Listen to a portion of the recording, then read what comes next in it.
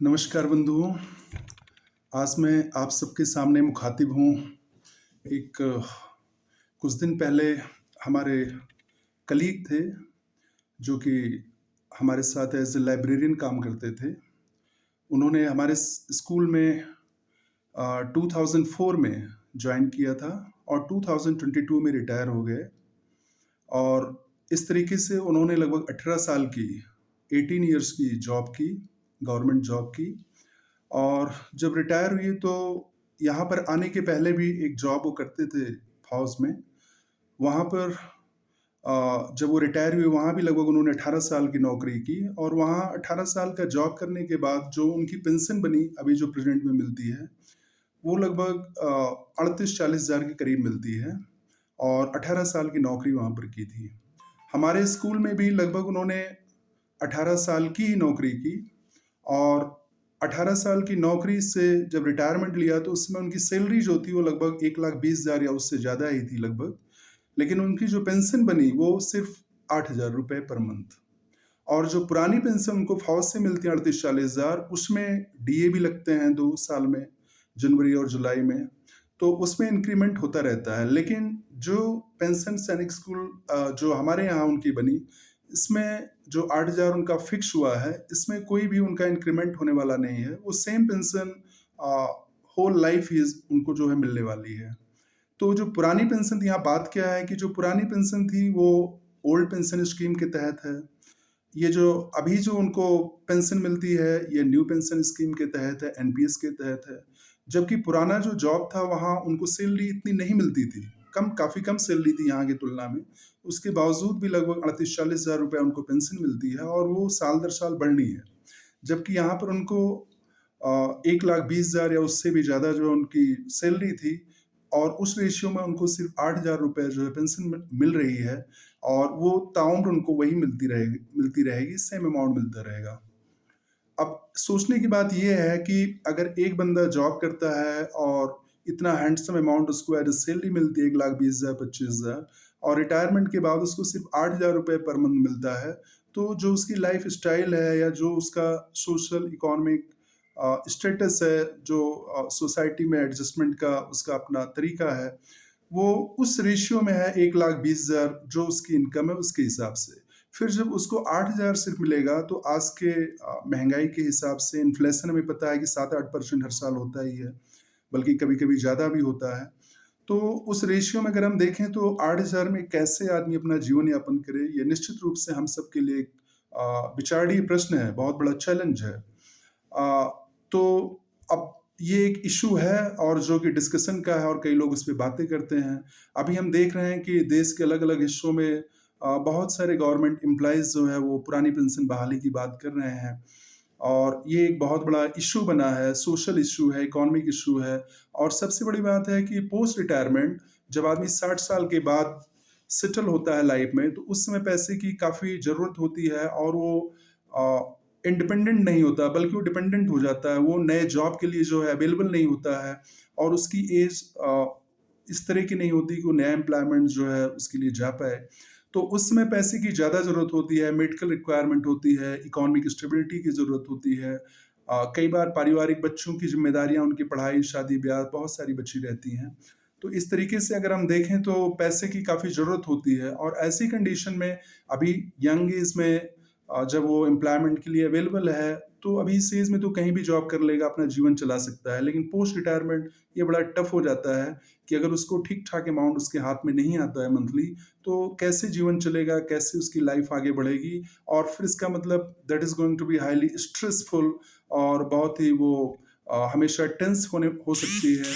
और इस तरीके से जो एक हमारी सोसाइटी में पोस्ट रिटायरमेंट लोगों के लिए या पूरी दुनिया में हम देखते हैं, अमेरिका हो, ब्रिटेन हो, यूरोपियन कंट्रीज़ अदर्स हों या ऑस्ट्रेलिया हो, इन सारी कंट्रीज़ में जो अच्छी कंट्रीज़ हैं, सब जगह जो है सोशियो इकोनॉमिक स्टेबिलिटी इंश्योर की जाती है गवर्नमेंट की तरफ से कि उनके सिटीज़न्स जो हैं उनको एक अच्छे से एक स्ट्रेस फ्री और एक जो है कंफर्टेबल लाइफ़ वो जी पाएँ पोस्ट रिटायरमेंट, उसके लिए गवर्नमेंट्स बहुत कोशिश करती हैं।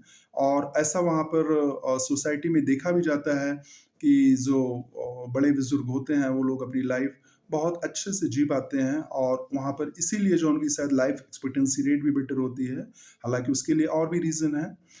तो ये एक इश्यू है जैसा मैंने कहा, और कई स्टेट्स हमारे यहाँ हैं जैसे कि कर्नाटका है, वेस्ट बंगाल है, जहाँ की अभी भी लोगों को पुरानी पेंशन मिल रही है। कई नए स्टेट्स हैं जैसे झारखंड है, छत्तीसगढ़ है, राजस्थान है, अभी हाल में पंजाब है। कई स्टेट्स ने कहा है कि हम पुरानी पेंशन फिर से देंगे।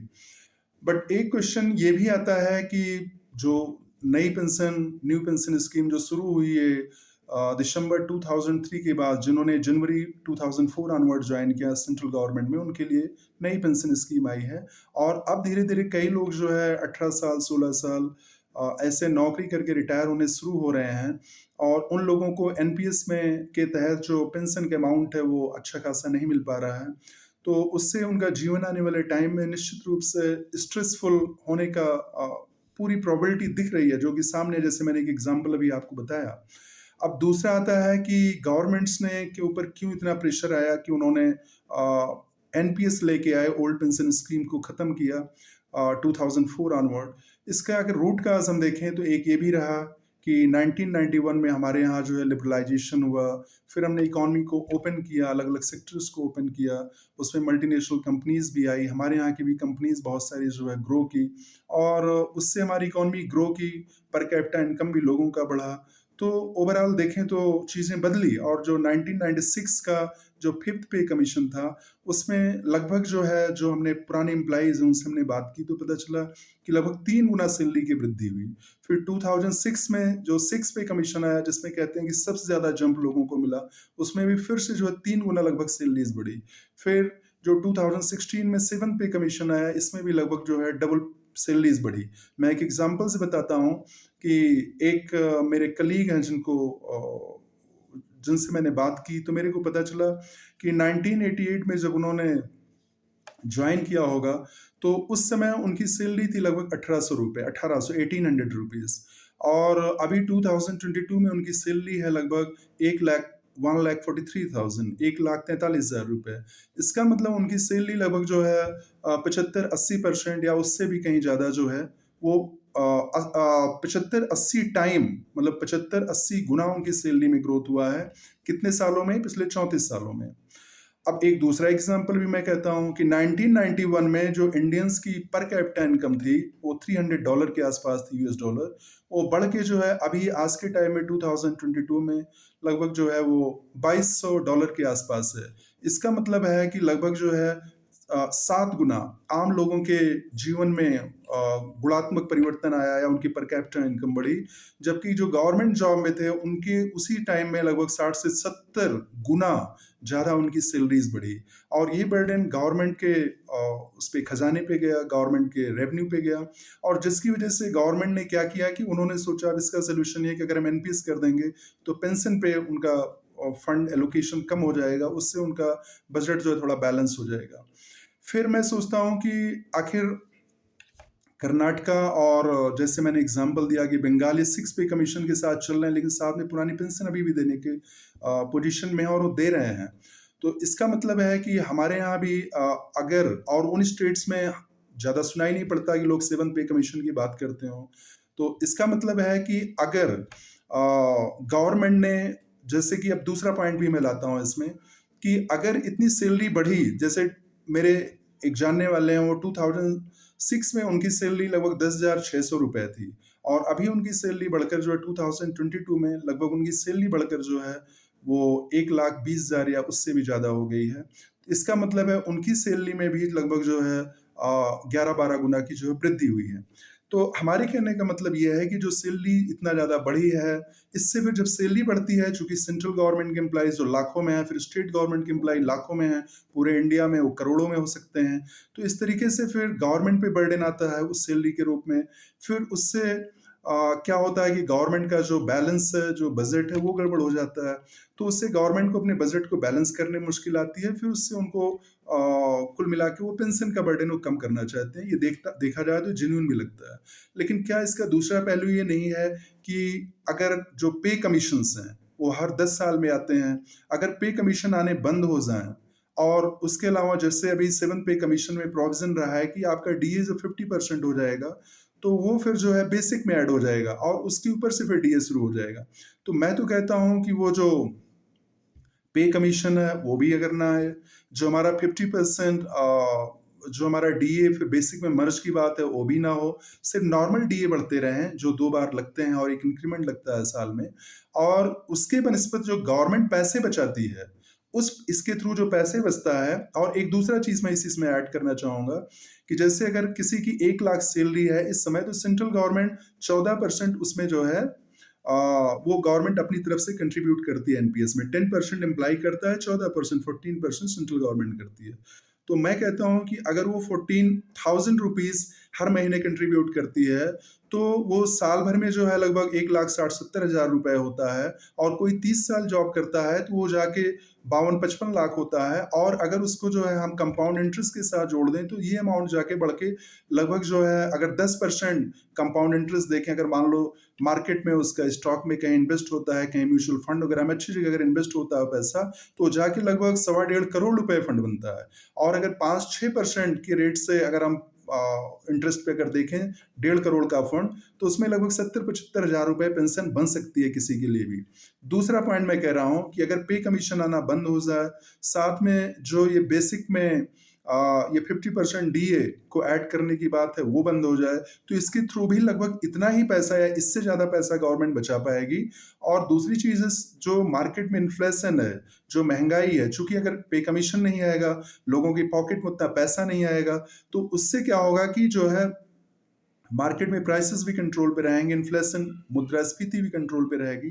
तो इस तरीके से क्या होगा कि गवर्नमेंट एक तो वो जो 14% कंट्रीब्यूट कर रही है, दूसरा पे कमीशन ना लाके, और फिर जो है वो डीए को बेसिक में मर्ज ना करके, इस तरीके से गवर्नमेंट अच्छा खासा फंड बचा सकती है। और उसके थ्रू जो है पुरानी पेंशन को बहाल करके, और जो एम्प्लॉइज हैं जो कि लाखों में हैं पूरे देश में, सेंट्रल और स्टेट गवर्नमेंट्स के मिला के, उसका फायदा उनको दिया जा सकता है और पुरानी पेंशन दी जा सकती है। इससे गवर्नमेंट के ऊपर एक्स्ट्रा बर्डन भी नहीं आएगा, और जो पुरानी पेंशन की मांग की डिमांड है वो भी हमें लगता है पूरी हो जाएगी। और हमें लगता है कि ज्यादातर लोग जो कि इसके सफरर हैं एनपीएस के तहत, अगर उनको पे कमीशन ना मिले, और जो हमने दूसरा पॉइंट कहा कि डीए को बेसिक में उसको ऐड ना किया जाए, और उसके बदले उनको अगर पुरानी पेंशन का ऑप्शन दिया जाए, तो हमें तो लगता है कि not majority but except odd one, लगभग मोर देन 95-98% उसी को ऑप्ट करेंगे। और वो सोशल और इकोनॉमिक सिक्योरिटी भी देगा, लाइफ में स्टेबिलिटी भी देगा, और पोस्ट रिटायरमेंट एक अच्छी सी लाइफ हर कोई जी पाएगा। ये एक जरूरत की चीज है जिस पे बातें भी हो रही हैं, और हमें लगता है कि शायद गवर्नमेंट इस डायरेक्शन में आने वाले टाइम में सोच भी रही हो या सोचने की कोशिश भी करें। और क्योंकि ये एक सवाल है कि अगर हमारी इकोनॉमी ग्रो कर रही है, हम एक फास्ट ग्रोइंग इकोनॉमी है, डेवलपिंग कंट्री है, हमारी $3 ट्रिलियन प्लस हमारी इकोनॉमी हो गई है, आने वाले टाइम में $5 ट्रिलियन 2026-27 तक होने का हम एक्सपेक्ट कर रहे हैं। और 2047 तक हम एक्सपेक्ट कर रहे हैं कि हमारा $18-20 ट्रिलियन की इकोनॉमी होगी।